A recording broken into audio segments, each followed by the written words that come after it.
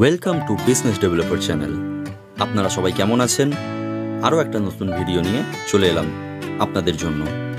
আজকে যে প্রপার্টিটা নিয়ে এলাম, এই প্রপার্টিটা বিক্রি আছে। আপনারা যারা উত্তরপাড়া বা তার আশেপাশে একটি প্রপার্টি কেনার কথা ভাবছেন, মানে ফ্ল্যাট কেনার কথা, এই প্রজেক্টটা তাদের জন্য।